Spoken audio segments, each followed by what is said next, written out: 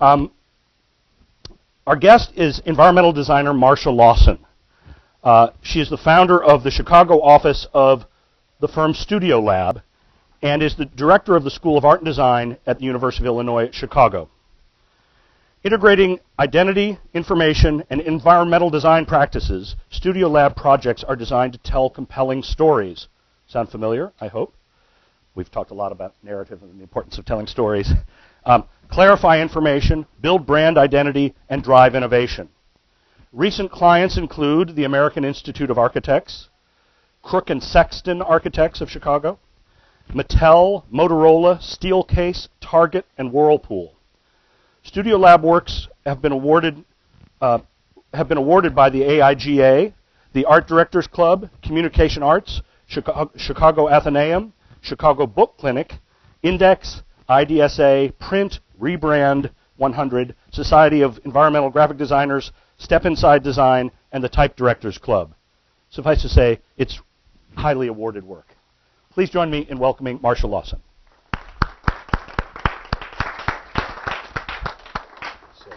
Let's do this, yeah. Okay. Thank you, everyone. This is a cool class. I'm used to speaking to designers, so I'm going to keep in mind that not everybody is a designer, and if you have questions as I go, please let me know. I am focusing on our environmental practices today, but you can really think of me as a graphic designer, a communication designer. That's my background. That's what I bring to environmental design. At Studio Lab, I'm going to talk about my professional practice hat the most today. I'm an educator and a director of a school, very much like George, but I also have a professional practice, and it is based both in Chicago and San Francisco. These are the views out the windows of our offices. We believe in the cities that we are a part of. So in Chicago, we're right in the Loop. In San Francisco, we're in the wonderful South Park area. So our offices are an expression of the cities that we're a part of. To talk about these areas of practice that we engage with, I just want to touch upon each of them. Identity is when we're talking about the image of an organization that serves to represent that organization, to stand in when you're not there. What represents a person, an entity, an organization when they're not there. For publication, we're talking about generally written content performing as a voice of leadership. The publication can be digital, it can be print. But the idea is to focus information and ideas, to report, to share news and ideas. Environment is where we think about how structures, environments, buildings connect with people. We're often hired in this context. People come to us thinking they need wayfinding or architectural signage, and it's our job to change that conversation to talk about what does the building need to communicate, and who are the inhabitants of that building, and how can we provide that interface. And then we also work in the area of information design, where we're seeking to clarify information. We create data visualizations. Whatever the content may be, it's about clarity and understanding. We're trying to build understanding. So just some quick examples of each of these. For identity, we rebranded the Alzheimer's Association in 2004. They're the world's leader in Alzheimer's research outside, the world's highest funder of Alzheimer's research outside the U.S. government. They were known for their care network, not for their research. The old logo has got the sort of drunken people H, as we called it, up in the corner. We thought it had this diabolical, scary look. One of the things that we thought was very important was to get the word association to be at the same level as Alzheimer's, because it's about the people, about the organization. And more practically, they were being confused with Alzheimer's Foundation, which is a much less significant organization.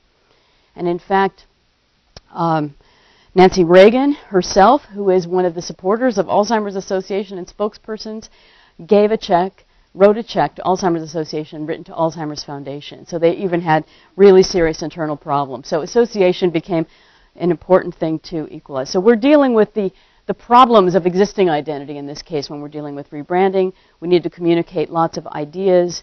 What we created is an abstraction that we call the people in science symbol. It's about more than people in science, so it's not a literal interpretation of the human head in the scientific beaker, but it's about solving problems. It's about, one of the supporters called it the tangle that's untangled. That's how it's viewed in the scientific world.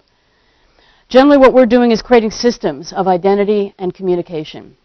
The logo, when we get to do one, we love to do them, but when we get to do the symbol itself, it's very rare. We're often working from an existing symbol, finding what the core of the ideas are, how to express them in color, in form, in words, in images, in formats, in systems of communication. So this is just an example of one of the first tools we made. We call them tools, visual and verbal brand tools. This was a poster, two-sided. Everybody got two, and they could put it up near their desk. And it was all the language of the system, so that the people inside the organization would begin to use the language. It's designed based on the system, so it's an expression of the system itself. When we're working in the area of publication, we're generally doing the flagship publication for an organization, the most important communication that they need to convey to their audiences. So for many years we had done the identity for Chicago Shakespeare Theater. We had created the logo. It's a smaller organization, a small nonprofit compared to a national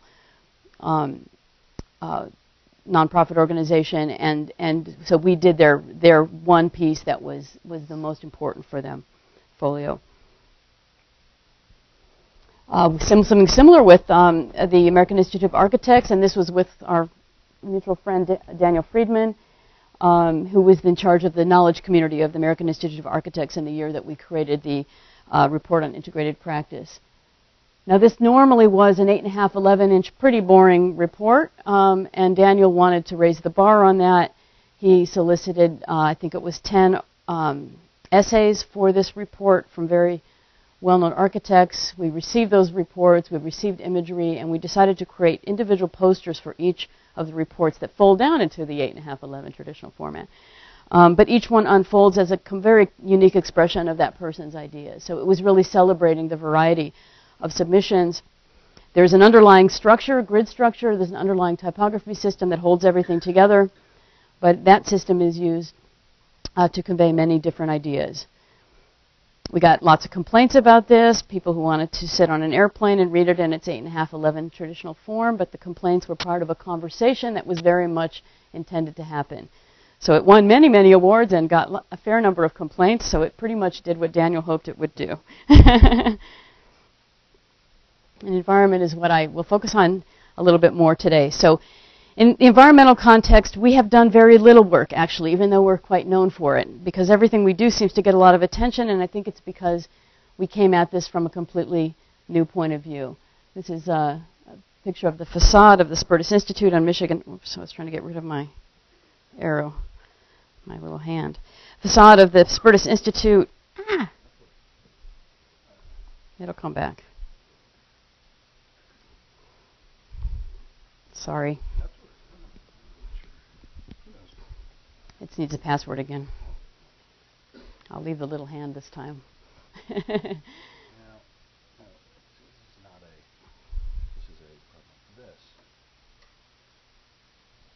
Okay, cool. This building was designed by Crick and Sexton Architects.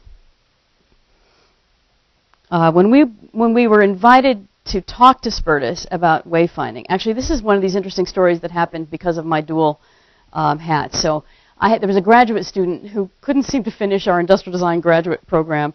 I didn't even know as director of the school that he existed, but he contacted me and said, I'm a student of the industrial design program at UIC, and I'm looking for someone in town to do wayfinding. I work for Spertus Institute. I'm their design director. And I gave him some names of firms in the city, and I said, could I also put the name of my firm in the hat, because I think we'd be good at this kind of thing. So we met with Crick and Sexton Architects. We described our ideas about that what we do is an interface to the building. It's not about signs, applied signs. I hate the idea of applied signs. I realize we have to have them everywhere in the world. But I like the idea of the building communicating itself. And this really pleased the architects. Architects don't like signs either. They take all the photographs of their buildings before the graphics are applied. So the idea that we would take the architectural vision and be that interface between the client's demands and the architect was of great appeal to the architectural team. So we would work as a subcontract to the architecture firm, but we would work directly with the client concerning their communication needs. The building at the time that we started working on it had not been built. It existed as a model. You can see the facade there on the left. The Spiritus mantra is "Let there be light." It's a Jewish cultural and institution, museum, college. It's a very important public institution. And Michigan Avenue in Chicago, if any of you know it, doesn't have any buildings that look like this.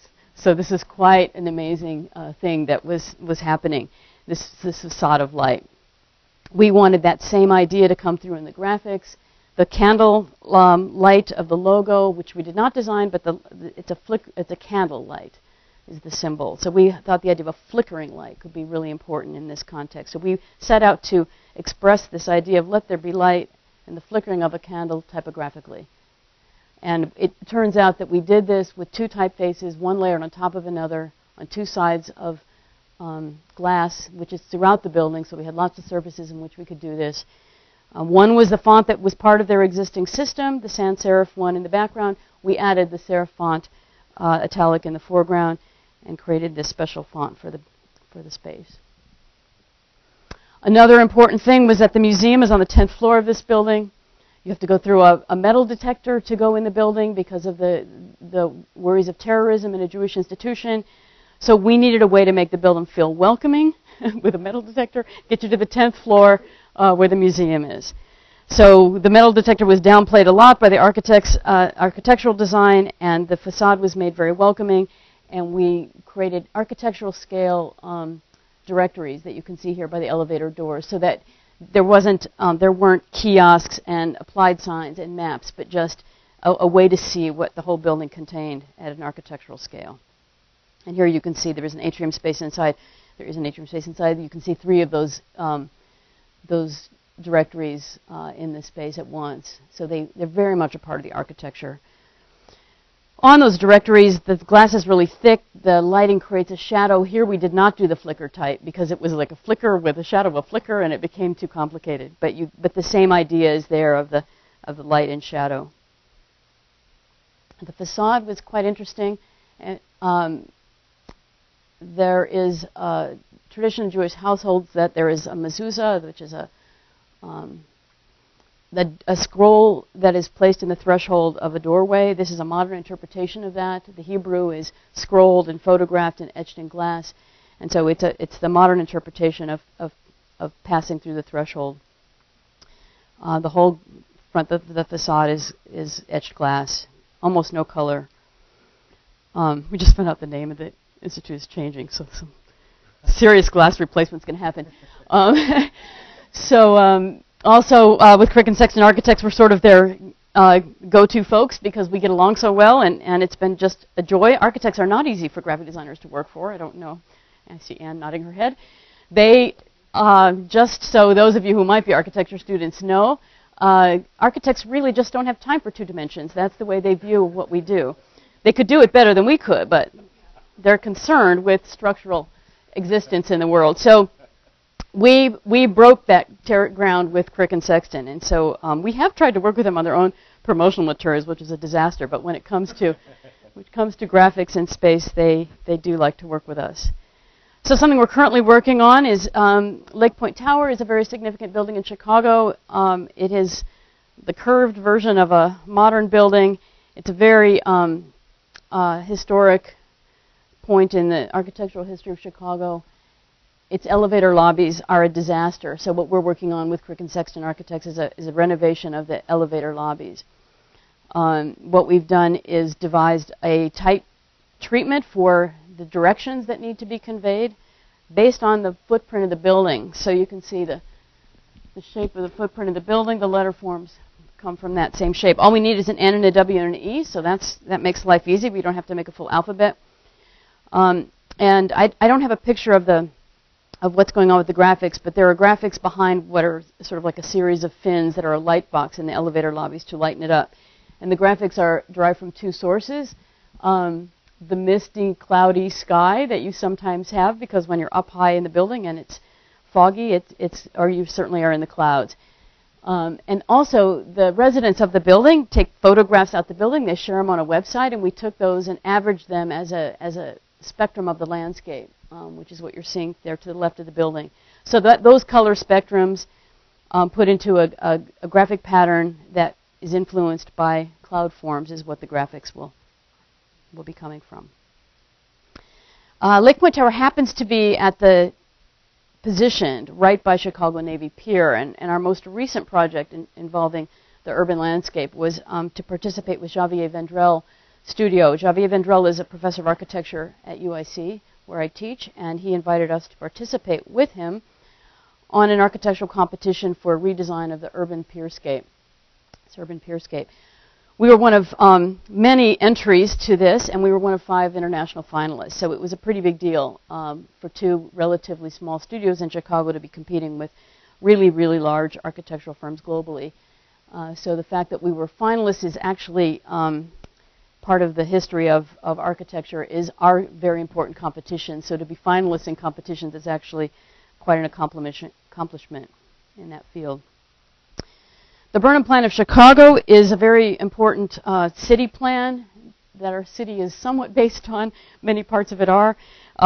This little exclamation point, which we found that we thought like to think of the pier as an exclamation point, is in plan view. The one pier that was built, the other one over here was not built, part of the Burnham Plan of the city, just to give you the context.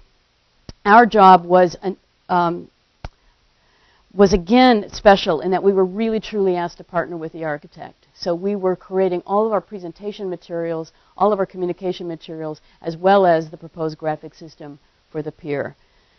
Our goal, architecturally and graphically, was to unify and to punctuate the pierscape. It's a mess. Has anybody ever been to Navy Pier in Chicago? It's a disaster, right? It's tacky as can be. It's a tacky, tacky tourist trap. And we don't go, locally we don't go to it. It's the last thing we want to do is when your family comes to visit and they want to go to Navy Pier, you're just like, oh no. So this place, and it's huge. It's a 3/4 of a mile long. It's a big, important structure. It needs help so badly that we were also doing it for our city. So we needed to unify and punctuate it. It's a tacky, one logo after another, different kinds of retail environments, it's basically a big old mess. What we did was created a graphic structure that is a narrative of the pier. So what we're looking at here is the story that we told when we presented this. It's part of a big book that we made. But we are representing the city of Chicago with a pattern of vertical lines in an abstracted skyline. You go from the city out to the pier. You walk through a park. So we're representing the park, the planters, the fountains, the shade and activity of arrival and departure are presented by patterns of circles and waveforms. The pier itself takes those circles and vertical lines and creates these elongated forms that represent the promenade of the pier. And then, of course, we have the water and the air, which is the most remarkable thing about this, is that you're in a city, you walk 3/4 of a mile out, and at the end of this pier, you have this unbelievably peaceful and contemplative space that the pier is nothing like. But people often don't get to the end of it because it's so offensive. So this is just a small part of what was a wonderful proposal, and this is how this graphic system works. So it really, truly becomes a narrative in graphic form based on an underlying structure. The color palette is derived from the environment itself, all of the colors of the city and the pier.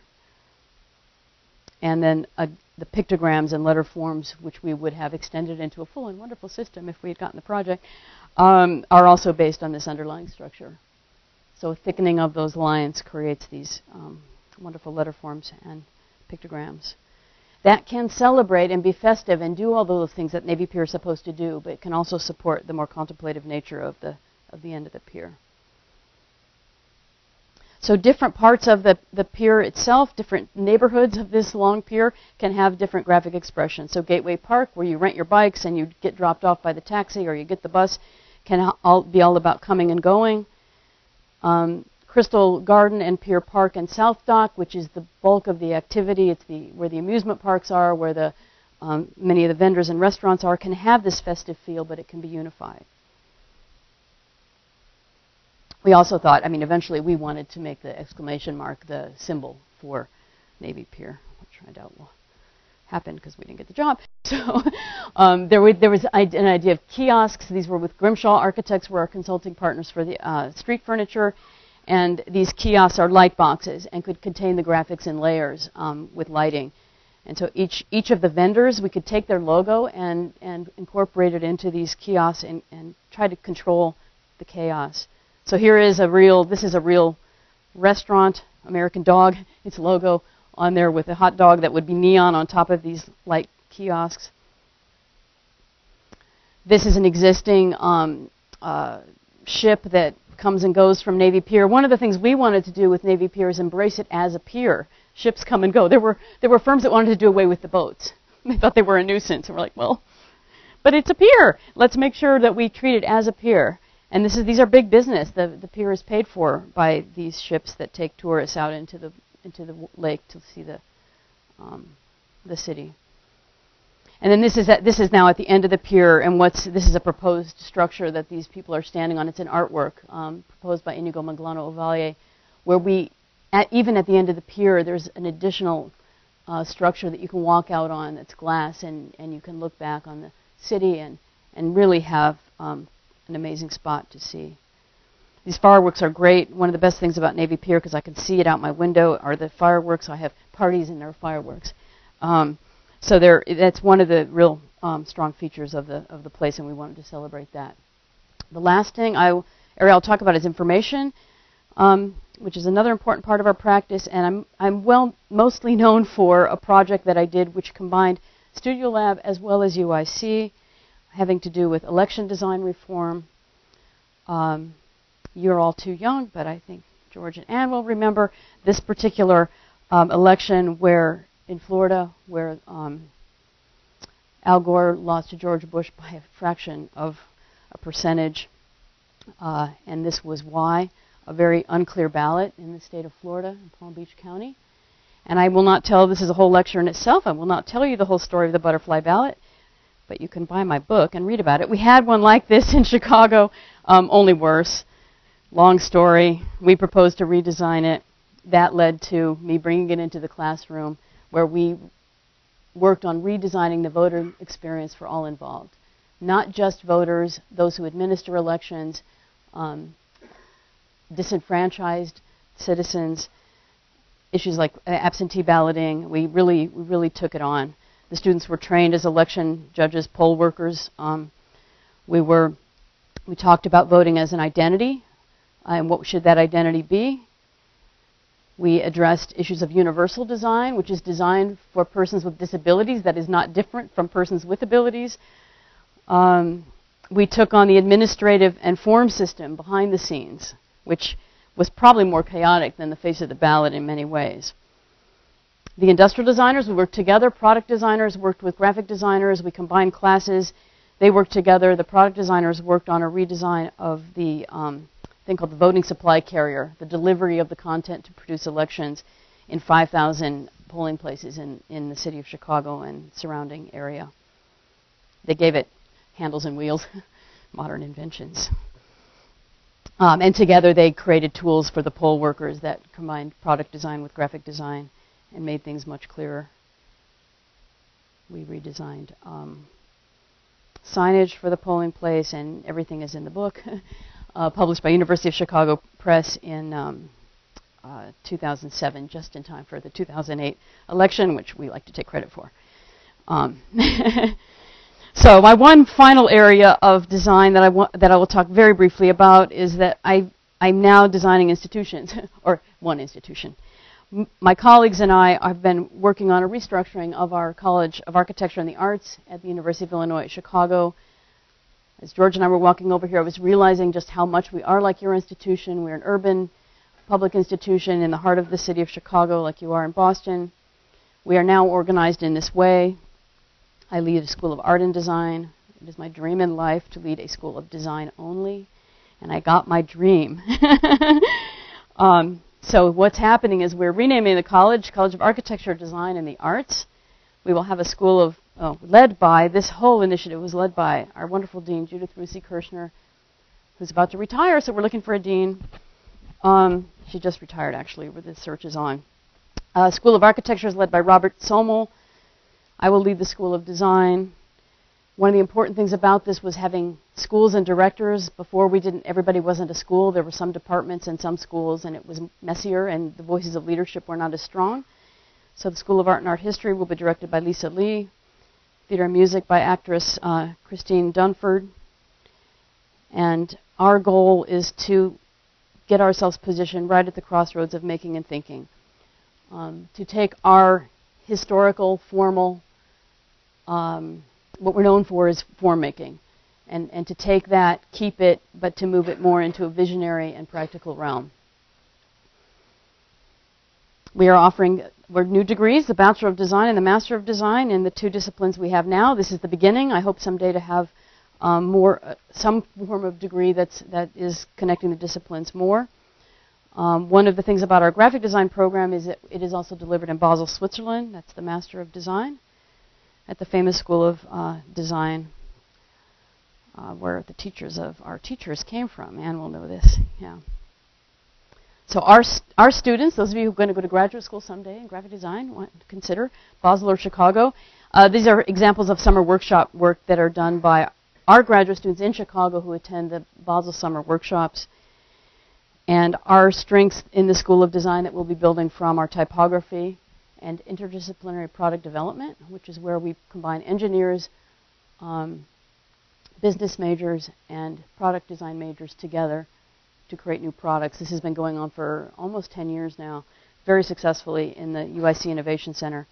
We're strengthening these things with information aesthetics, with digitally based data visualizations, with new increased programming and new media design, and with design entrepreneurship. So we're taking this traditional product design that we do for clients in the Innovation Center like Whirlpool and Motorola, and now students are coming up with their own product ideas, and we're engaging them with Kickstarter. And this is a wave of the future in product design, and so we want to be on the cutting edge of that.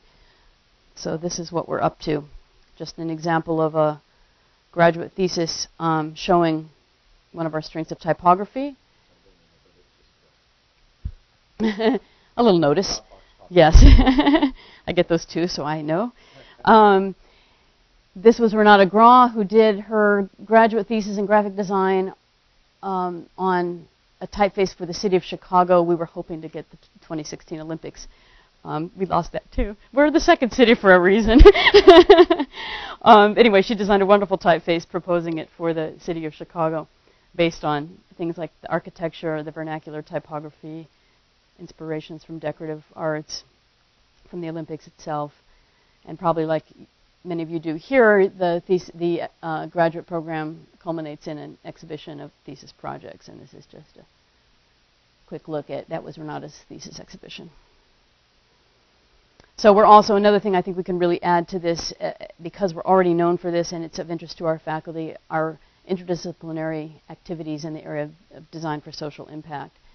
And that was exemplified by the project that we did on election design. So, thank you. Thank you.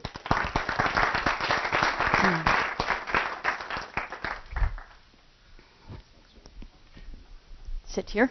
Yep. Let me just one thing here.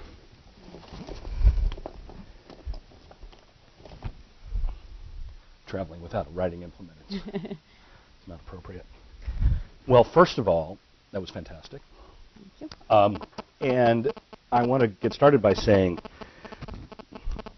I appreciate, as I imagine you would understand, how your final project, the idea of conceptualizing and communicating with clarity what your school is about, is a major design project that I think many institutions do not understand, that it is a design project, and that you have to think about all the things that we talk about, whether it's audience or context, in doing so. And so actually that was very clarifying. I particularly liked,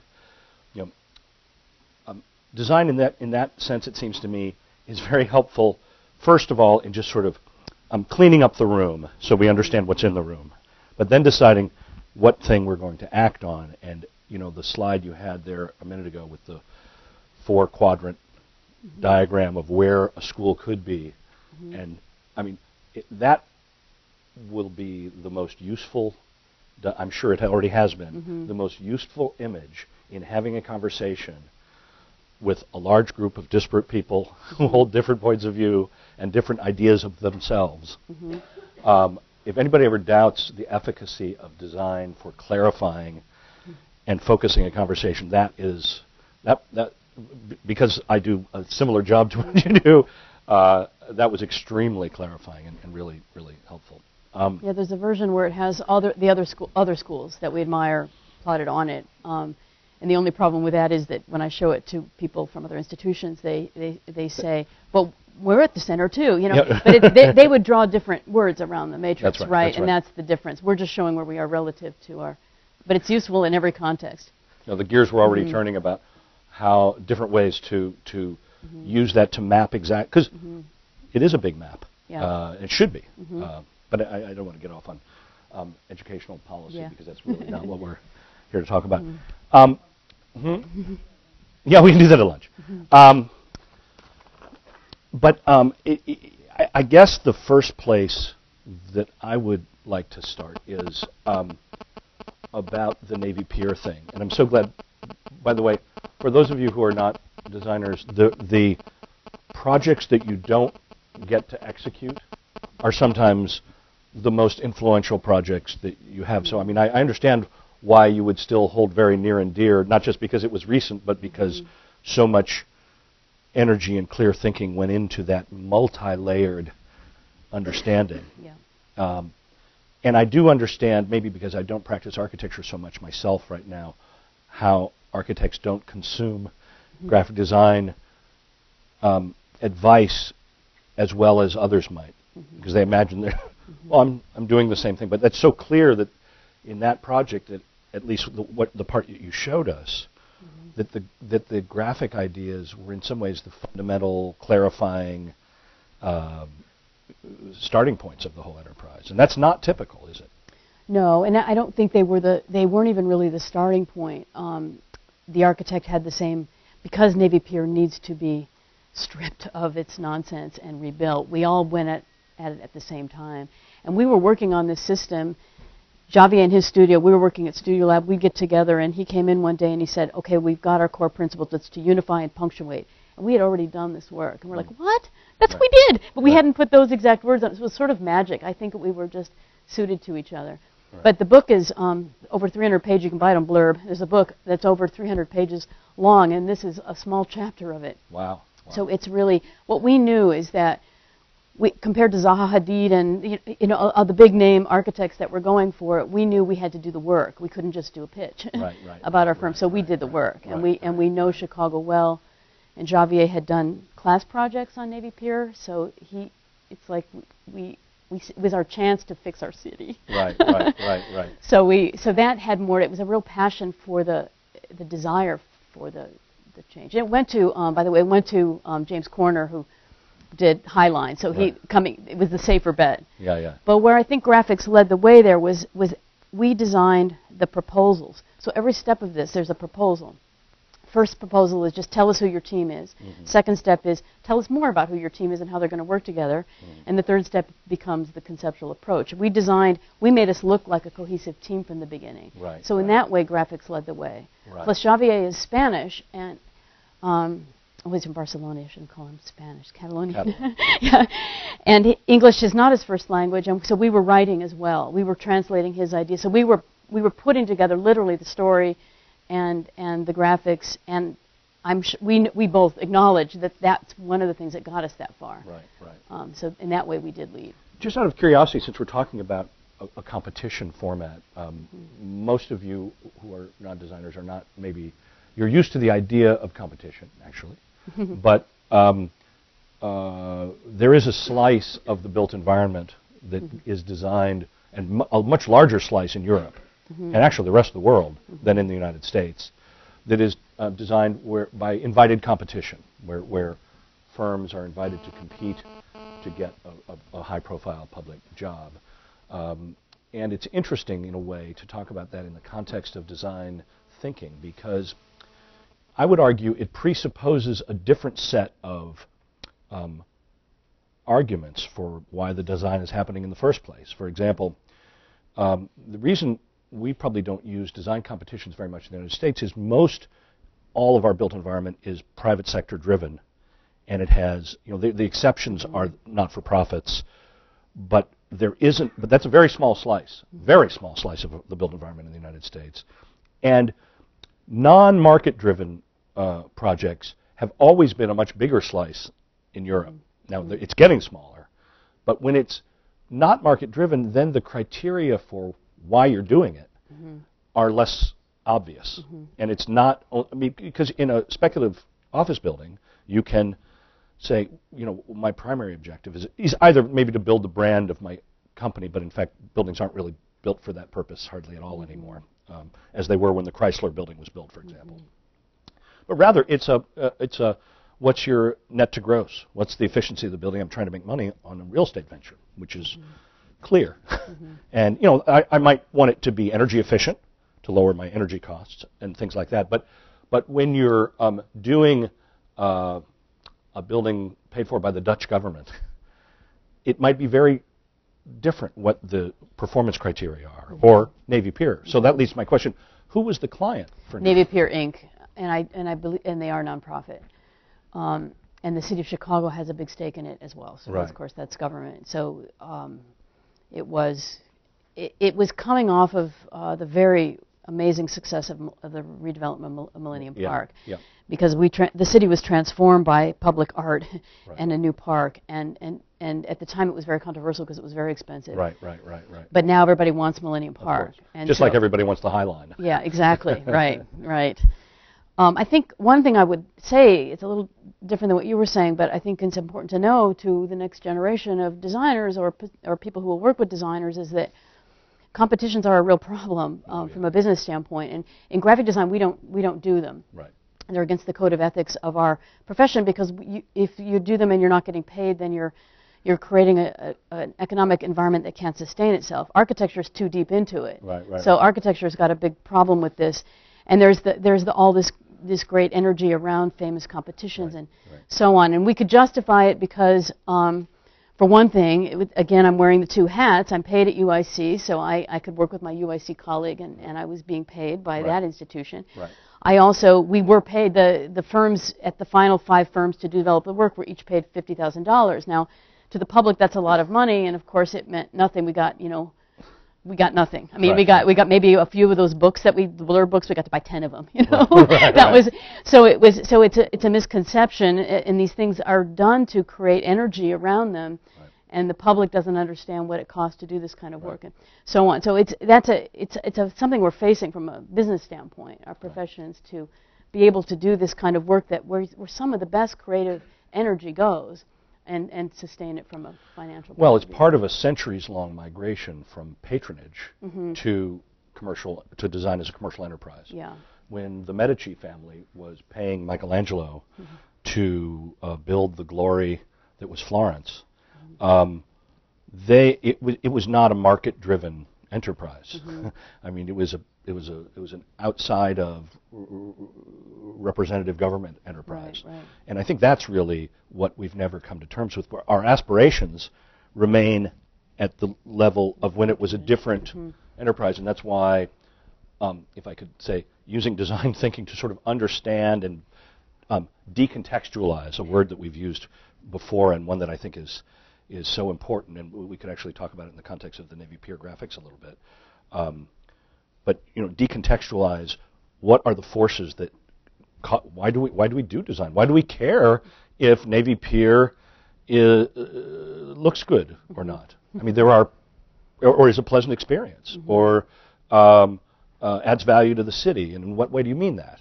Doesn't everything add value to the city in the sense that it's a scrum of human activity, and we kind of like the buzz that comes from it? No, we can actually break it down, and that's, I'm sure, when you say you had to do the work, unlike the some of the sort of James Corner did a pitch. Yeah. And got the job. Right. Yeah. No, I can see it still stings. Presumably it will dissipate over time. Yes, it will, but it's been a year. It's been a year. But you're out and about. I am. We survived. The first week was like in a black, dark room. Exactly. Well, I think I think that in the case of Navy Pier, the client had come to terms with those questions because of the Millennium Park example. Right, But right. whoever was initiating the whole Millennium Park transformation, which I think was our former mayor, Mayor Daley, had to make those arguments, had to convince people that it was worth investing in the experience of the park as something important. Just out of curiosity, how many people in here have heard of Millennium Park in Chicago? Yeah. Okay, so just for the sake of background, it is a corner of Grant Park. I think isn't that Grant Park down there? Grant Park that is built over railroad tracks. There's commuter rail, I believe, underneath it. And I think it had sort of lain fallow for generations. Wasn't there? Well, it was always a park, but it was just grass. I see. And like paths you could walk through. Right. So it's really kind of a clever. The reason this is worth saying something about is the reason Millennium Park is innovative, in the same way that the High Line is innovative, is that they took either spaces that, and the High Line, for those of you who don't know, is the reuse of about a 3-mile industrial raised elevated railway in lower Manhattan. It's reuse as a park. It's reinvention as a beautiful public promenade that has you one story above the streetscape. So you're walking down what feels like walking down a street in Manhattan, but in fact you're above all the traffic, so your life is sort of uninterrupted. It's a completely interesting and it's not unique. Paris has had one like it for a long time, but it is very unusual. But what's interesting about both Millennium Park and the High Line is that they required a kind of a different look at the circumstances to get to break that value out, that public value out. And in both cases, they benefit from what I would say are public-private partnerships, in the sense that these can be used for good, they can be used for evil, but they are a tool for reconciling, it seems to me, that migration from patronage to the market-driven economy, because they are kind of a designed tool for dealing with this new reality. And what they did in Millennium Park is actually not unlike what Baron von Haussmann did in Paris 150 years earlier, which is to use the revenue the tax revenue generated by the increased attractiveness of being at that location to raise the private landowners adjacent to these properties saw enormous gains in the value of their property because they're next to this fabulous park. And so the tax revenue from those sites goes up, and that is used to pay the bond for having done that in the first place. That's basically how Paris was completely rebuilt. So it's an interesting design solution, and why those things are probably a part of whatever our design future, our way of paying for stuff like this in the future is. But talk to us a little bit about, about the process that you went through on the Navy Pier thing. At least just, I realize it was very collaborative and very interdisciplinary. But I think, we had an earlier speaker was Blake Middleton, who's an architect for Millennium Partners, he's an architect for Handel Architects, who does a lot of work for a big firm called Millennium Partners, and they've done the new Ritz-Carlton here in Boston, a couple of towers like 10 years ago, a big new luxury housing thing that's infilling broken parts of downtown, and then the pièce de résistance, the new tower above our Burnham designed Filene's store, which is beautiful. Oh, I just walked by that. Yeah, it's still a big hole. Yeah, it's been a big hole for like 6 years, but now it's going to have this fabulous building. Well, when Blake was here, he talked about some other projects, but he talked about getting clients from an understanding of what their ambitions are, maybe like at Spertus, or what are they about, and then how do you make a building or an environment that is somehow about that, and it's not just you go from start to finish in one step, but in fact there's a process. And one of the things I think that the students reacted to very well was the completely incomplete gestural sketches at the beginning that helped Blake take his client from this is an understanding of our institution that we know and believe in, to the beginnings of an idea about a building, a space, an environment. And one of the key things was how reductive that was, how much was left out of that sketch, that it had to be just a little bit. And it seems very relevant when I see the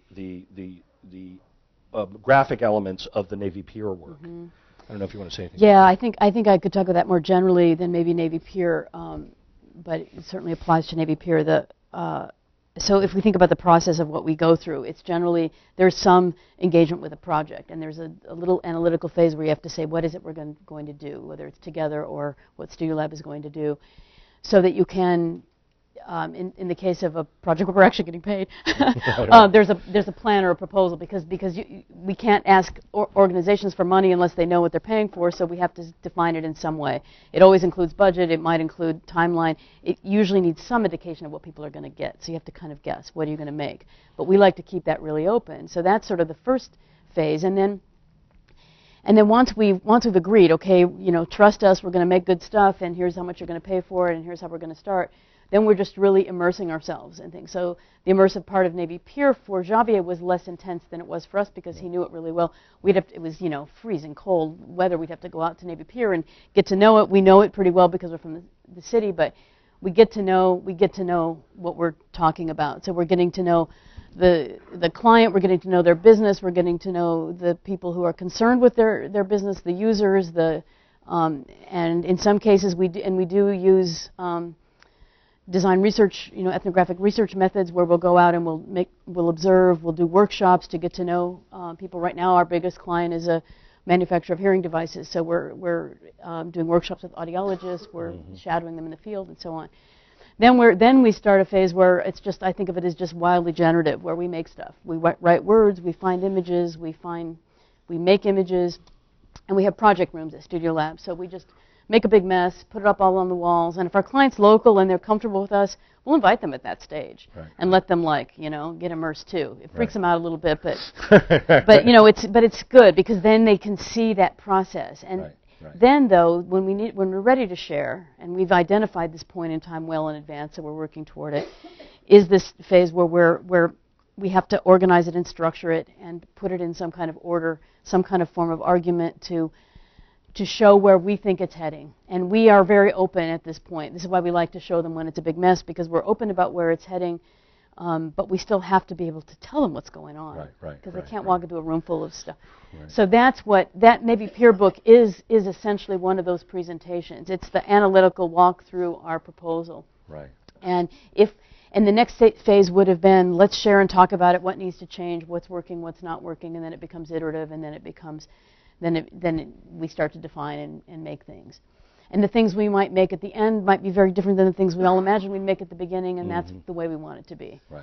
So it's a matter of getting the clients comfortable with that process, having them engaged enough, and giving them the tools they need to take back. Everybody has to take things back to somebody. Giving them the tools to take back to explain their own ideas and decisions and their choice to work with us, and so on. This is so interesting because as you pointed out, some of your competitors for Navy Pier just had to make a pitch. They didn't have to do a project. I totally get that. But that's because design, certainly in architecture, and I imagine graphic design also, and environmental design, is really, the world is divided into two kinds of good firms. Those that really want to pursue an open-ended, that are really about a process and have faith in a process for arriving at a conclusion that is better than the others. And then there, sometimes through fault of laziness, but sometimes through fault of phenomenal success, there are people whose firms are much more project oriented. In other words, there's a look. You don't.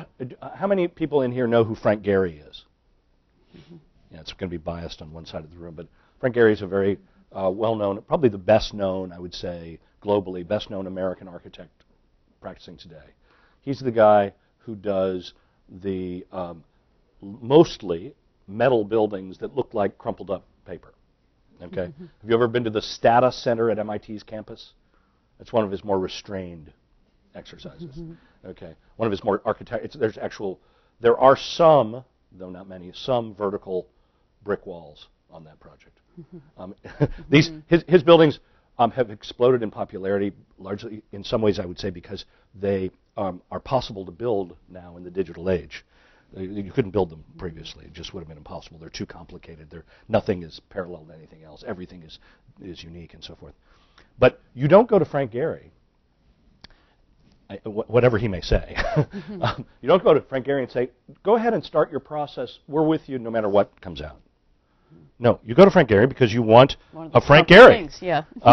You know, and I suppose you go to Barbara Kruger. I don't know if she's actually a practicing graphic designer. She's an artist, yeah. Yeah, well, I mean, but I don't know if she ever does anything for hire. No. But if you went to Barbara Kruger, who's a very well-known artist, but whose work is intensely graphic design oriented, or graphic in its character, you wouldn't go and say, well, just work out your process, and if it happens to turn out to have that typeface and that color, well, so be it. You know what I'm getting at. It is, how do you deal with that? How do you make, it sounds like you are very committed to a process or to working through a problem to try to get to a solution. Yeah, well, what I'm committed to is advancing my profession, and this comes from being an educator, and my practice is an extension of my interest in that. So I'm not a typical practitioner. I mean, I have a successful studio. I have employees. We have projects that are typical of graphic designers' projects, communication design of the communication design field. But I'm only interested in work that is somehow teaching me something or advancing the field. So it's not, I have to say from a business standpoint, my husband's part of the business, and he keeps pointing out it's not a business, it's a practice, and he's absolutely right, and it is, and that's the way I want it. Right, so, right. It's for me, I do this because I love it. I'm interested in what it can do. I'm interested in pushing new boundaries. And the process I just described to you is really, there are many firms that will go into you and sort of sell their process. We do this, we do this, we do this, and you get this. I never do that. I can encapsulate it for you all because it goes through phases that every project goes through. But it's not a selling tool. It's not a. And every client, it's different for every client. Even though you could pinpoint, oh yeah, we did those 5 things at some point. But we don't talk about our process all the time, and we don't. So anyway, I mean, it can be, the thing is, it can be any subject matter too, and that's where I also different from other organizations. My good friend Cheryl Teller-Weiss is a well-known practitioner in Chicago. She's been on the National Board of AIGA. She does only work for museums and cultural institutions, and she mostly loves to do book design. She's made a business out of that and a practice, and that's what she loves to do. Right. We do that on occasion, and we do love to do it. But our biggest client right now is a Swiss manufacturer of hearing devices. I love that too, because I never know what I'm going to learn next. And so for me, it's an avenue of what will I learn next. And if you get into a pattern, you don't learn new things. Right. And then it's also just what new ways can we work that I can inform the profession about, because I'm an educator and concerned about that. And I want the academy to lead. So I'm a practitioner wanting to turn those tables to make the academy be the place that interesting things are happening first. Right. So that's unusual too. Yeah, we could have a larger conversation about the direction of the academy, but I'll save that for lunch too. Again, save that for lunch. But that's it's a really, first of all, it's delightful to hear that. I think it is one of the real challenges of our age to find out how we can tease excellent design, as we've seen here, out of market-driven business practices. Because the reality is that there is a reason why so much of our world is ugly, ill-considered, functions badly. There's a reason for that, and that's because it's not ironically because we're not training enough people to be designers. Actually, I don't think that's it. I think it is that we have not, to get back to some of our eight words that we've been sort of circling around, we're not framing the questions correctly. And maybe, and one of the reasons I was attracted to that public-private partnership idea is that it is at least the beginning of a conversation about how to reframe our systems to get results that are more beneficial to everybody. Well, and I think leadership has got to be mentioned in this context because leaders need to know about design. So for every corporation that is producing good design, that's changing an industry by design, there is a CEO that has an interest in design and pursues good designers. For every city that does, Mayor Daley was named when ID Magazine still existed, one of the 40 designers of the year of Millennium Park opening up because he was a leader. He might not really get design, but he understood the idea that design was a part of that. So our leaders need to know about design. More designers need to become leaders. And so that's where I think it is the questions and framing of the questions, but it takes somebody in the position of power to do that. Really so it's, I've been at UIC for, I don't know, too many years, since 1995. And I've worked with the woman who's just retiring, who's been our dean. It was just 2 years ago that we started this process to reorganize the college and using a design process. Did I ever tell anybody it's a design process? Right. No. Right. But she has learned to trust me, and I've made suggestions about how we go about doing this, and so she credits me with this, but it's because of the design thinking and leadership that is being contributed there. So we need to be more overt about it. Certain publications like Fast Company, which happens to be owned by the CEO of Morningstar, Morningstar is a financial publishing information company, happens to be headquartered in Chicago but is global. That company has designed financial information publishing was how it began. One of its 5 directors of the globally is a designer. Yeah. So people who put designers in leadership roles, designers who take an interest in leadership, that's where it really changes. Well, this is a great point, and by the way, a particularly relevant one for this class, because it's one of the reasons we're teaching this class, and one of the reasons it's going to expand and become a bigger class, is we do need to get design thinking and the efficacy of design thinking. We need to make more people aware of that. Let me give you some disciplines that you might not think of as design if you think of design as having, as you did before you started this course, maybe as only having to do with fashion or something like that. Strategic planning. I can think of nothing more fundamentally no more of a more fundamentally design-oriented task than strategic planning. Why? Because you are having to ask questions. You have to question your questions. Are we even in the right business? Are we doing what is this business about? Is it about the same thing it was about 10 years ago or 25 years ago? Is the problem the same? Almost always the answer will be no. The only book they're reading in this course is the Walter Isaacson biography of Steve Jobs, which I think, I don't know what preconceived notions everybody else had about Steve Jobs. I just thought he was probably just an all-around great guy. Of course, it turns out he's just a total schmuck. I mean, a horrible person. But design was absolutely at the core of his enterprise. And it's just astonishing, the degree to which that remained so.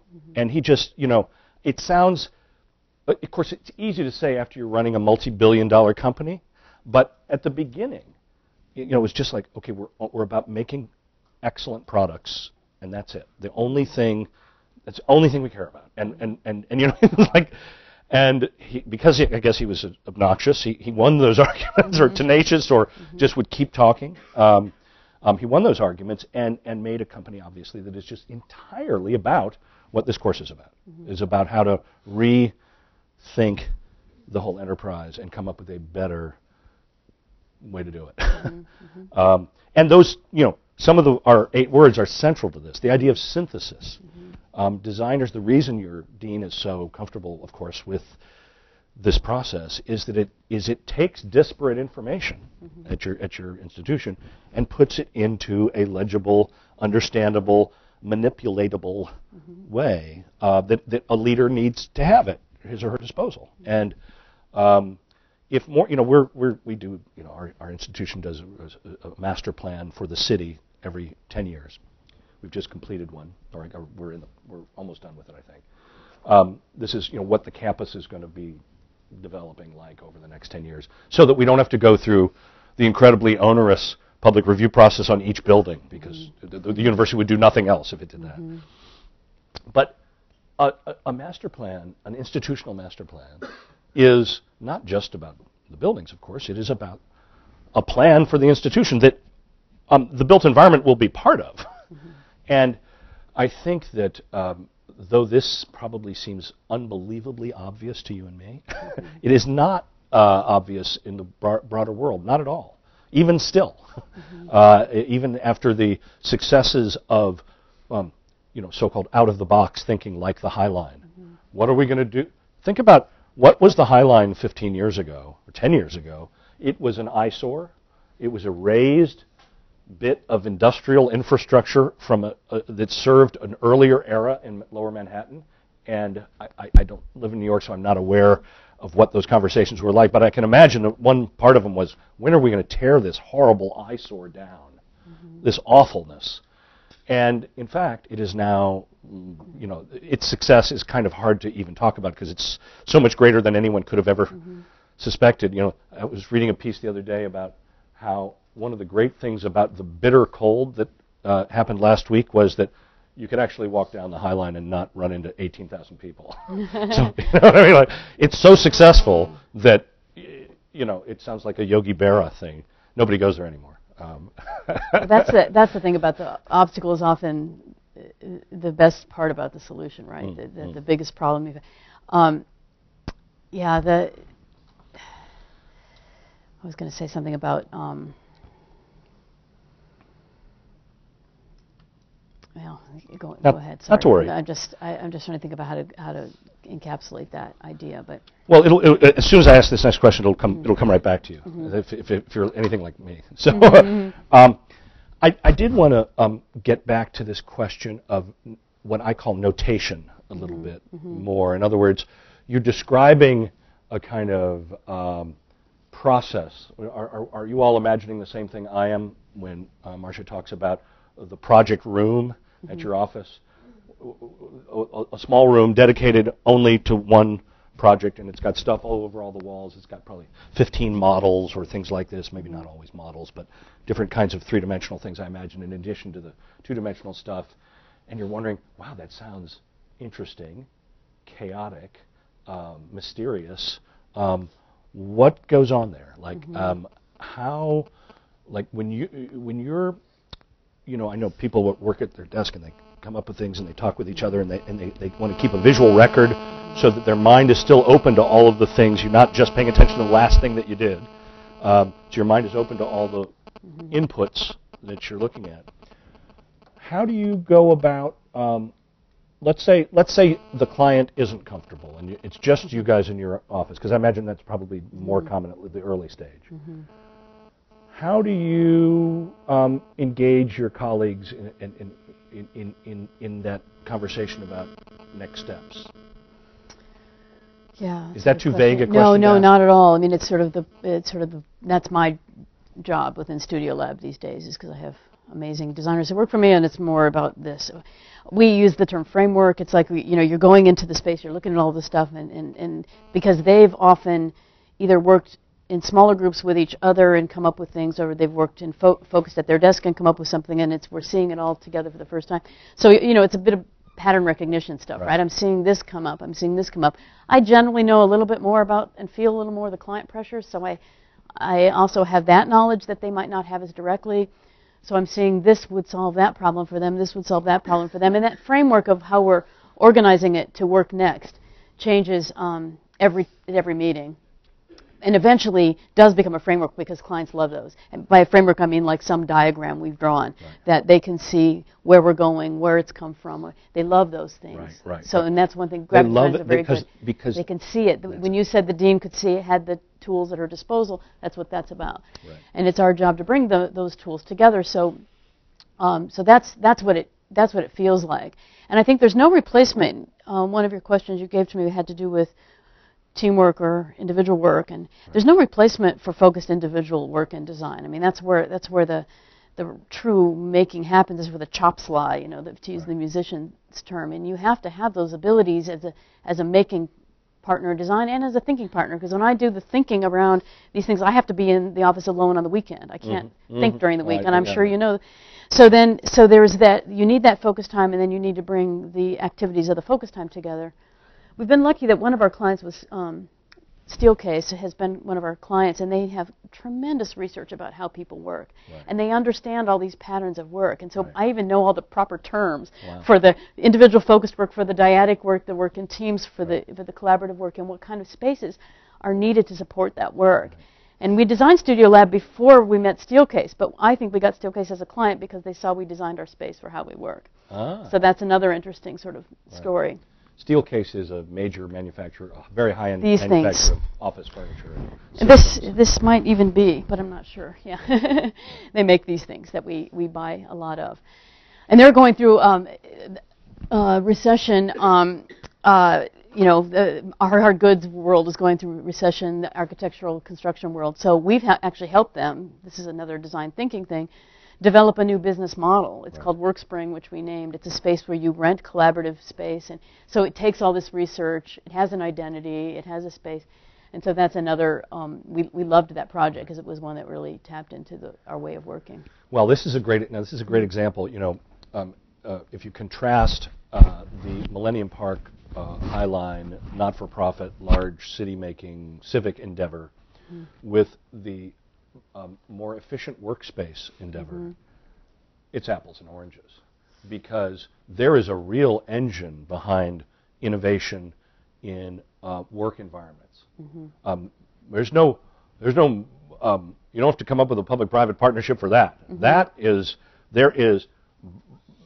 Designers are able to say with a level of certainty unavailable to them in almost any other context, that there is a bottom line benefit for you, IBM, Google, anybody, to have. Do you want more productive, more efficient, more effective workers for the same money? Oh, you do? Well, we can. And you know what? Do you want them to be happier? Do you want them to take fewer days off for illness? Do you want any of those kinds of measures?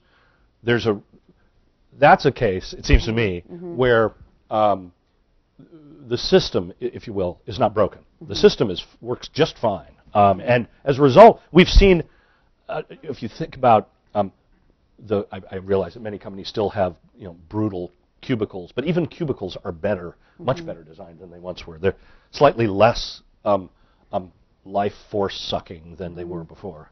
And the way people work today is so different. That's right. And so that a lot of what Steelcase does takes that research and creates new furniture for the way people work. We don't. Studio Lab does not have a single private office, and it's because they're not needed there. Right. You know, and Steelcase designed spaces for people to have. They understand the value of the individual focused work and the need for privacy of some kind. There's all these different kinds of privacy. I mean, it's very interesting. Acoustical privacy, visual privacy. Right. And you're right. The bottom line is driven there, and it is more in those contexts. We were working. Our client there was the research group of Steelcase, which was fabulous until it came to the point where we needed to make marketing things, and we asked them what their budget was, and they didn't know what we were talking about. because often for graphic designers, it's often marketing that is your client. I don't love that. I like to work for the product people, or I like to work for the research people. Or I like to be on a team that's a larger collaboration with other consultants that comes from the C-level or something. But I don't love working for marketing folks because they usually it's a little bit like every city needs a Gary, every marketing person needs their brochure. I mean, it's a little bit, they come already to the table with sort of set ideas of what they think they need.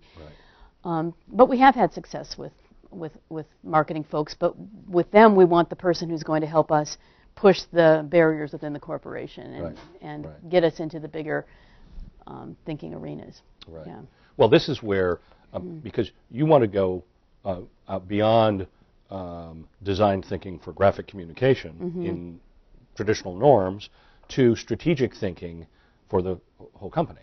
And this is where our field is changing dramatically. So for example, fields of design. So IDEO, for example, founded by David Kelly and others in San Francisco, is now almost more of a management consulting, but using design practices, right? So right. and we're smaller than that, and we still care more about, we want to make cool stuff, you know. So we're still coming. We'll always come from this design-driven point of view, and we're smaller, so we're not going to.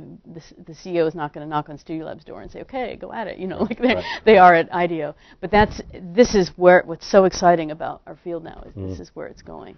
You know, this is another moment for a little aside to those of you, especially in engineering and business and in any of the fields represented here.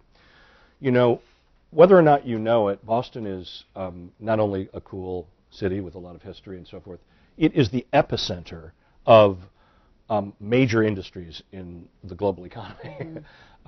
You know, biotechnology, it's here. This is Kendall Square, or Cambridge, I should say. And then a tremendous high-tech center in Kendall Square. And so the idea that, and these are all companies, by the way, that are both interested in and truly capable of rapid reinvention. You know, if you think about the Jobs book, you would have thought, wow, we created the Mac. I'm retiring. What a great thing. But in fact, that was the first of 15 complete reinventions. And of course, as Mark Meyer shared with us, their bottom line has been doing quite well as a result. But these companies, I think, are going to be more and more welcome to blurring the line between traditional visual or environmental design and design thinking more broadly envisioned, like at IDEO or Continuum or any of these other firms that do that kind of thing. And as a result, as you know, I don't think it's at UIC, but I think IIT has a kind of design program right in their business school, if I'm not mistaken. No, they don't. They don't. But they're teaching design. They're teaching business practices from a design standpoint. I see. Okay. Their relationship is not good there. Oh, I see. Well, Stanford University. Stanford is, yeah. And then the Rotman School at the University of Toronto has. And we are doing it. Yes. You are for real. Yeah. So our College of Business, our College of Engineering, our College of Architecture, Design, and the Arts is we've created the Innovation Center, which Motorola funded, which is. So sadly, we don't have the kind of marketing budgets that they do. And Northwestern gets a lot of credit in Chicago for doing this, but they don't have design. Right. So it's hard because we're really truly doing it, and we've been doing it in the class situation for 10 years. Now it's expanding. Right. So that's exciting. But it's, you know, I think this is going on more and more. Every school is trying to do this because for one thing, I mean, when you look at, I think education is beyond job placement, but when we look at job placement, employers want people who think in these ways across disciplines, and to provide them with that exposure and certainly with that experience is invaluable. So this is what your institutions are trying to do in all of the institutional restructuring, is to provide these connections. Yeah. Well, yeah. I mean, it's a we'll avoid strategic planning for higher education institutions as much as we can before lunch, but but it is such. But it's a big design problem. Right? It's such a huge and obvious design problem. I don't know, you know, if you. But these are design problems. Like a minute ago when you were talking about retirement, I'm thinking, oh, you know, retirement is a design problem. We're not going to retire the same way that our parents did. You're not going to retire the same way we do. It's not. Everything is a design problem, right? And this is why this class is great, and every school should have one, is because design is a way of thinking and being. It's not just that making part, but when you pair up the right team of people, you're designing a team. You're designing. New ways of engaging.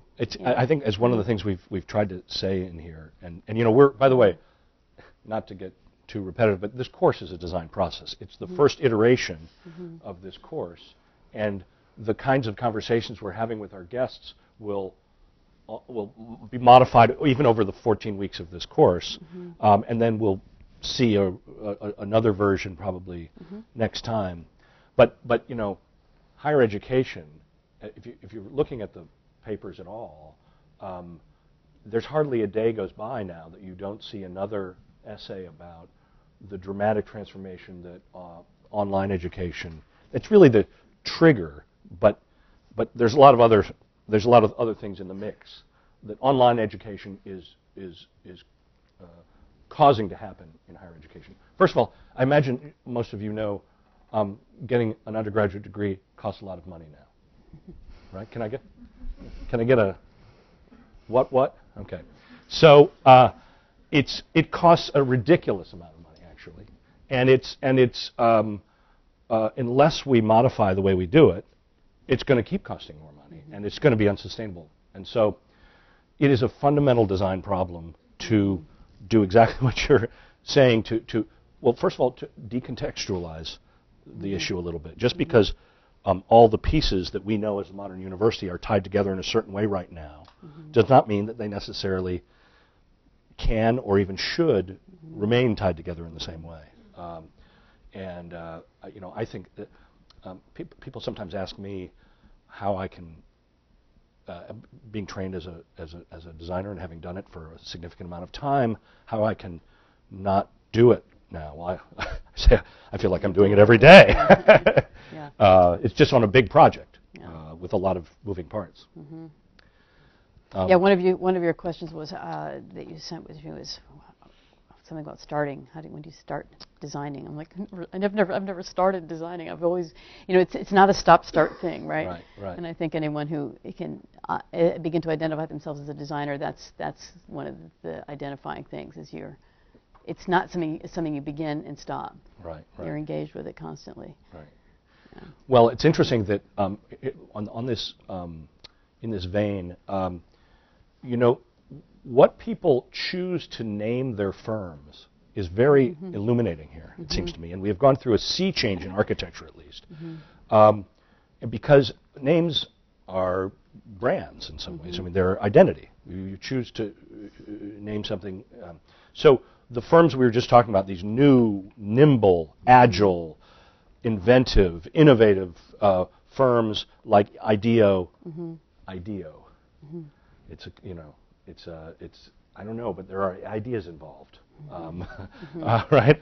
And Continuum, another one I love. You say it's hard to figure out when I start designing because I don't know that I ever stop. And the idea that it's a continuous problem to be solved is it communicates something very real as opposed to discrete things with a beginning and an end, and then we don't do it for 2 years, and then we have another beginning and an end. And I think that's, in a way, what you were alluding to with the idea of design's omnipresence. Should I tell you how Studio Lab was named? So Yes. Studio Lab was the founding partners are San Francisco, Susan Verba and Greg Lynch, and Greg came to graphic design from a fine arts background. Susan came to it from an engineering background. So the studio and the lab represent the activities of the artist, and the laboratory. We also are all educators, and the way we teach design, and I'm sure it's the same model here, is that you teach in the studio context, and the way they're described is studio and lab, right? You sign up for your studio and lab, so it's an extension of that. And there was the lab, our mascot, the chocolate Labrador named Cooper, who was in the San Francisco office, who has now gone to the Happy Hunting Grounds, but he was so it had all these wonderful multiple meanings for all of us. Right.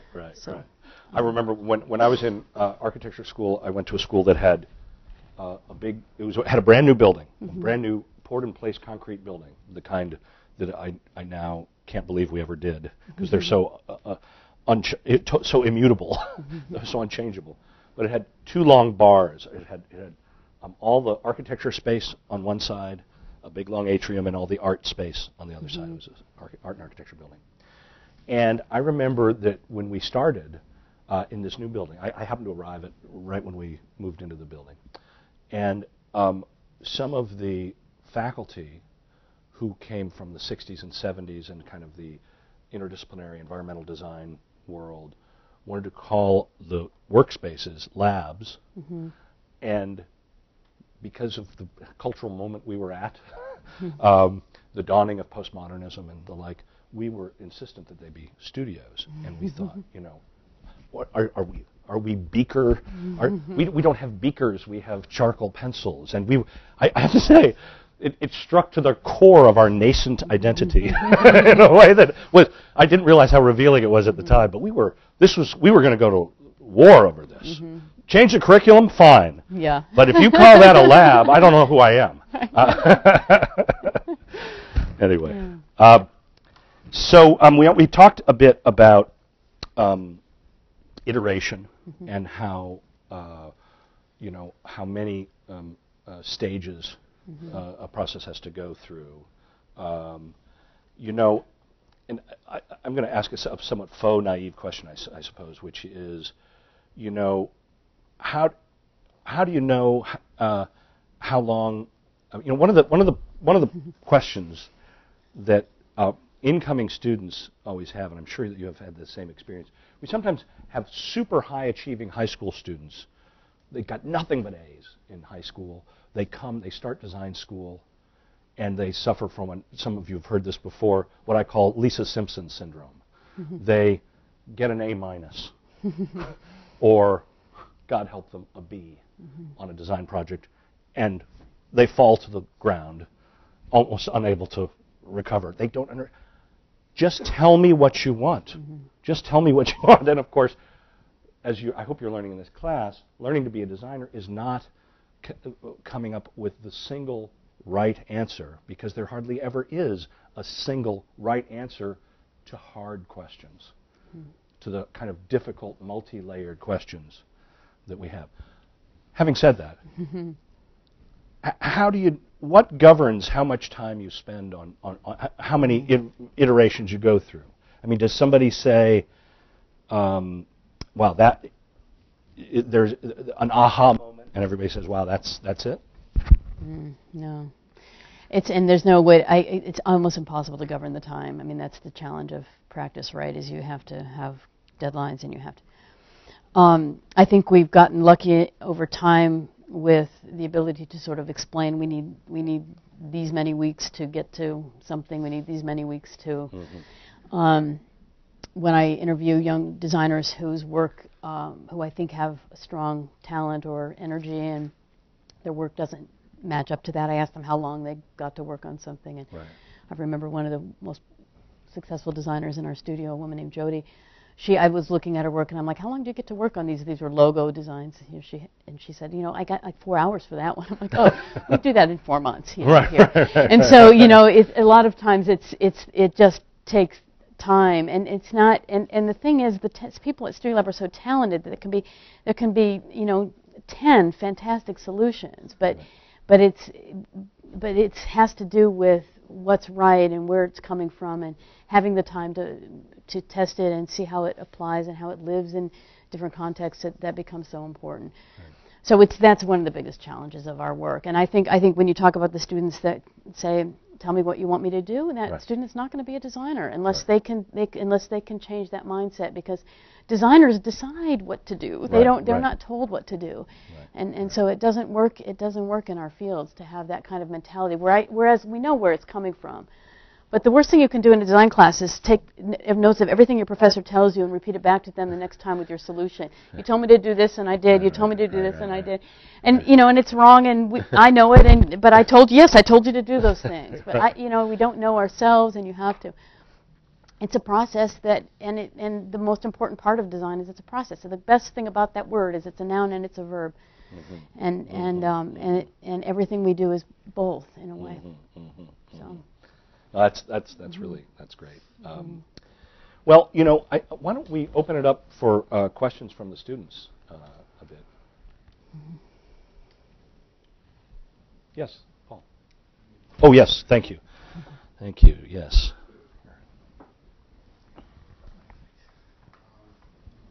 I just want to ask you about the work you did on the Spertus building, and you kind of established this beautiful metaphor between the flickering flame and then the two texts overlaid with each other. But aren't you kind of sacrificing a little bit in terms of legibility in doing that? And so I guess I'd like to hear you talk about how do you balance a kind of practical need like legibility with a theoretical need, like establishing a strong metaphor in graphic design, because that's something that relates directly to kind of the work we do as architecture students, balancing practical needs with more theoretical ones. Is trying to deal with levels of abstraction. We're always seeking the more poetic form that that communicates more broadly and in more ways. So Alzheimer's Association is another example of that. I mean, people wanted very literal things there. They wanted the forget-me-not flower. They want, and so this is our big challenge. And in the case of Spertus, of course, we were partnered with the architects who had already dealt with the client and the city of Chicago on that facade. I mean, if you can imagine what they went through to get there. So they had already sort of paved the way. And also, we're also practical as well. So we have the ADA signs. We have the signs in the building that have to be there. We have, as I explained with the directory, we didn't do the flicker because we were concerned about legibility. It's where they're placed. So when you have a lot of glass in a building, glazing, I now know what to call it. When you have a lot of glazing, you need graphics on it to keep people from walking into it. And so we were really we were doing this combination of, in a way, safety and labeling. So where you see a lot of that were, for instance, quotations from famous Jewish scholars or comedians or whoever that existed in the spaces where there was a lot of glass. The directories were about the only real major interior graphics. The donor wall couldn't be flickering. We had this idea we wanted to project the names of the donors. No way. Their name is cast in stone. The major donor is cast in stone. We did not win that argument. So your gift will be ephemeral. Here today, gone tomorrow. So we're quite good at creating. I mean, that's how the system can go from being practical to poetic, and every graphic system has to do that. We want to make sure it can do the more aspirational things because that's what we live for, and we also want it to do the more practical things like help people find their way, help people read about it. And so these are, it's really a matter of making sure we're being respectful to the needs of our clients, but we're also being aspirational on their behalf in our skills. It's a great question because, of course, designing anything, you have to solve. I think one of the early definitions, the very earliest definition, maybe that we talked about in this class, anyway, was about a good design almost always solves more than one problem, and really great ones solve like tons that you used to require different responses. And one of the things I find now operationally that I find so useful when organizing a design problem is literally to list the performance criteria in many different ways as I can think of. So, for example, when you're talking about the graphics on Spertus, you just said several of them. One is a branding. Another one is keeping birds and people from flying through, from dying on the glass. Okay, that's check. That's an important one. And then ADA things, which Americans with Disabilities Act, for those of you who are not among the cognoscenti of fine-grained legal constraints on design of buildings. But you all have seen them, right? There's almost always one water fountain that's lower, unless it's a smartly designed fountain that serves both constituencies. Universal. But I find that to be so. It actually is clarifying about how complex some of these problems are to list all things that you would have thought are straightforward. Okay, who's the graphic designer on our building? What are they going to do? Oh, they're going to do the signs. Oh, okay, all right. Well, no, actually, here are the 20 different performance criteria that we're charging this group with, and then how can you link some of them together? And I made a list when we were working on the proposal for the Spertus thing, or when we were just talking with them about what we thought we could do with Spertus and Crick and Sexton. I made this list of, which I'd be happy to share with you and the architecture students, is this list of sort of not criteria, but well, I guess it is performance criteria, function of graphics in architectural space, and it had to do with welcome, orientation, intersection, and these, and then you can question around each of those things and say, well, does that require a sign or not, or does that require, a poetic or a practical expression? One of the really practical sides of Spertus was that, and I was able to use some research by my colleague Susan Verba, who's one of my partners in Studio Lab, and she's a professor at UC Davis. She did a class project almost as extensive as the election design work on emergency and evacuation graphics. So those stupid maps at every elevator that you could never find your way out of a building if you can't figure out where you are on it. They did a whole study on that and have recommendations for the graphics of evacuation maps. And we were able to use those in the evacuation maps of Spertus. And Spertus, of course, was concerned about safety, as I described, in many ways. And so, you know, we brought all kinds of really important research to that very practical application, and yet used the same typefaces and colors in that as we did for the more expressive signs and communications. You know, this is a great example of this. People are sometimes surprised when I say how important like list making is, because they think, well, wait a minute, I thought you were a creative person. I thought you were intuitive. I thought you had this magic. No, it's not that necessarily they don't have the chops. It's not that yes, they are perhaps better at being intuitive about how things get synthesized than the average person. But I made a note here. What underlies is creating the context for intuition, or creating the framework where you have enough facts, related facts organized in front of you that you can craft intuitive connections among them. You're not going to be able to just, no designer, well, very few, walk up to a situation and just say, it's all come to me. I know the answer. It makes for good books. But that is not how it works. You have to figure out what the problems are. That's what I hope you're learning in this class. You have to rationally organize what are the problems so that you can try to forge connections between the solutions to those problems, and maybe provide better answers than were being provided before you came on the scene.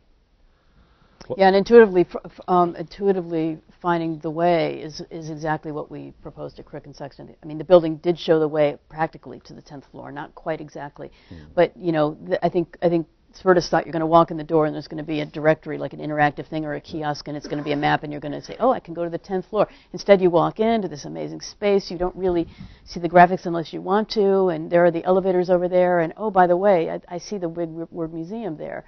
There must be a museum in this building. Right. So it's that intuitive,